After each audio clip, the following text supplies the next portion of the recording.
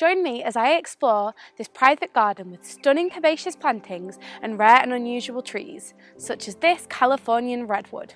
Rowley House in Cheshire is set on 25 acres of land, and since the 1970s, owner Tim Foden has planted hundreds of unique trees that have now turned into impressive specimens.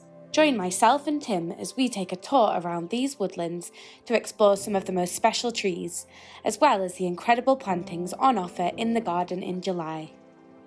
We came to this house in 1969 and I've been here ever since. I was mad on trees and planted trees in the 70s, and of course now they're big specimens. The garden started probably 81. I had a nursery of dwarf conifers and heathers, and I retired in 2006, and really it's about that time that the garden really took shape as a garden, apart from the trees of course. My way of design is you want a plant and you buy it, and then you look for somewhere you're going to put it. I think the main things is the herbaceous borders, and the plants I've got in tubs and pots around. I like a lot of salvias. They're very colourful and they just go on flowering the whole season. Very difficult to keep going herbaceous borders because the thugs subsume the rest of the things. The more delicate things just get overgrown. So they are you've got to have quite a lot of work on them to keep them colourful and not let it get too crowded. The delphinium, really very tall, but they do need a little propping up. They tend to bend over if they're not propped up properly. But it's quite an effective plant, really. This is looking very nice now, the courtyard. I mean, it's really very colourful. Now this is the only formal part of the garden, and it's stood the test of time. It's been going, I don't know, 7 or 8 years now, and it's remained very good. So we're very pleased with it. There's quite a lot of colour here. The artwork is Dragon's Eye. We got that from Tatton Garden Centre actually. The hostas look very well in the bowls. At least you can keep the slugs away. And then the old pump, which was originally here, we moved it. It doesn't do anything, but it's quite effective thing. We've got another maple, and I think there's a maple right at the end, which I think is particularly nice. It's one called Firecracker. I like Japanese maples. We've got a lot of those. They're funny creatures. They seem to grow all right when they're in tubs. Palmatum maple there, it's huge, that is. They do grow eventually. These things, even though they stay small for a long time. Acergrisium, the brown peeling bark, again another little tree. Behind me we've got what we call a woodland walk, where there's rhododendrons, palmatum acers and various trees, all the way to a pond at the end. The pride of place is the weeping beech.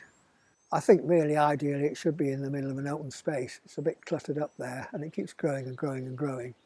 But many people admire that. It's quite a feature. Quite a feature of a tree is the California redwood. The bark is this very corky bark. You can punch it and it's all soft. It doesn't hurt you. I don't punch it that hard actually.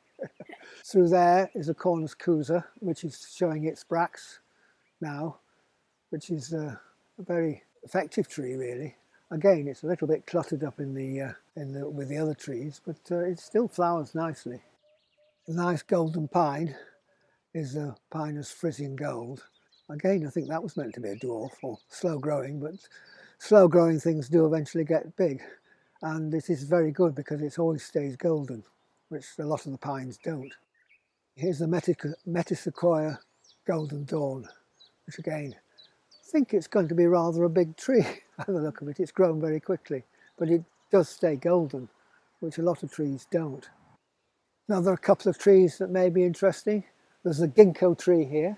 Again, the weeping beech is encroaching on it, but we have to keep the beech trimmed down for it. It now has got above that, so it's probably be all right. And over here is the brewer's weeping spruce, which I think is a lovely tree. Another unusual tree is a Japanese black pine, a golden Japanese black pine, and the new shoots are always golden. It's quite effective now it's that size.